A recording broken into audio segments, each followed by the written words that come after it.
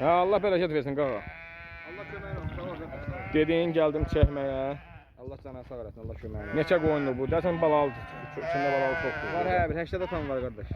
80 tan quzul oldu. Tam ətraflı məlumat ver, alan qardaşlar baxsın. Vallahi qardaş, Allah bərəkət versin. 250 baş heyvandır, keçsiz. Keçsiz Hə, belə şöyle. keçim var. 250 baş heyvandır. Onu bir 80-dir, 85-dir, doğu vallahi. Zəhmət olmasa yer işlə, mən də danışa çəkim. Buyur qardaş. Arxanın ətrafını çək. Yəni belə cəm çatasıyam qardaş. Neçə deyirsən bunu? Yağın mı dolub dartınmaq da? Neçə deyirsən qağam bunu? 40-mısan bir? Hə, bir 50-60 qardaş. Yox, baş keçəyin 40-ın başlayır. 60-60 40. Neçə deyir qardaş? Udulu. Yəni mənim satmaq fikrim var. Yəni baha niyə maşına düşüm yox. Erkəkli, 85-dən də qulu var altında. Hə.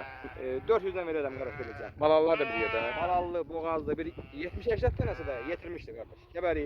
Allah bərəkət versin. Valla çox münasib. Qomlar şişələri. Münasib qiymət. Bu quzular altında pay gedir. Paydır. Deyə bu quzu zat. Ha, bax qardaş, bax elə yetişiklərim var bax. Hə. İçində bir 15 dənə də belə toxumluq erkəyim var. Elə bir 240 dedin də sən. Bəli qardaş. 240 heyvan 80 neçə dənəsi balalı 400 manata versin. Bəli qardaş, bəli. Hamısı baladır, bax.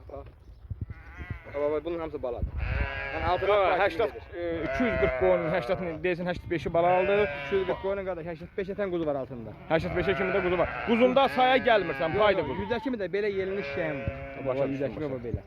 Quzunda Birinci saya, içində quzuda saya gəlmir. Yox qardaş, yox. Quzu altında pay gedir. Allah bərəkət versin. Allah kömək